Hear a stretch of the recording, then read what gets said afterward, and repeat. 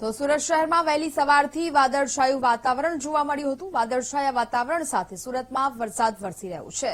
સુરતના ઊંધના, સચિનપાલ, પાંડેસરા, અઠવા લાઇન્સ અને રાંદેર, અડાજણ સહિતના વિસ્તારોમાં વરસાદ વરસ્યો છે। ભારે ઉકળાટ બાદ વરસાદથી વાતાવરણમાં ઠંડક પ્રસરી છે। તો જ પ્રકારે વરસાદના આ દ્રશ્યો વાદળછાયા વાતાવરણ સાથે સુરતના અનેક વિસ્તારોમાં વરસાદ છે તે વરસ્યો છે।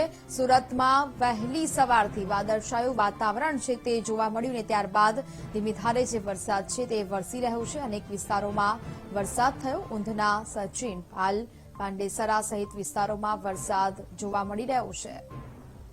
સંવાદદાતા શૈલેષ ફોનલાઈન પર જોડાયા છે। શૈલેષ, સુરત શહેરમાં વહેલી સવારથી ધીમી ધારે વરસાદ નોંધાયો છે, હાલ શું માહોલ?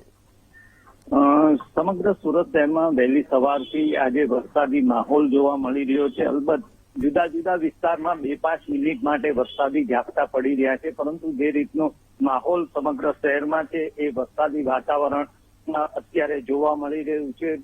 બીજી તરફ વરસાદની સતત આગાહીઓની વચ્ચે પણ સુરતમાં જે દર ચોમાસે વરસાદ હોય છે એવો ધોધમાર વરસાદ નથી વરસી રહ્યો, પરંતુ કંઈક ને કંઈક ચોમાસાની શરૂઆત થઈ ગઈ હોય તેવું વાતાવરણ અત્યારે જોવા મળી રહ્યું છે।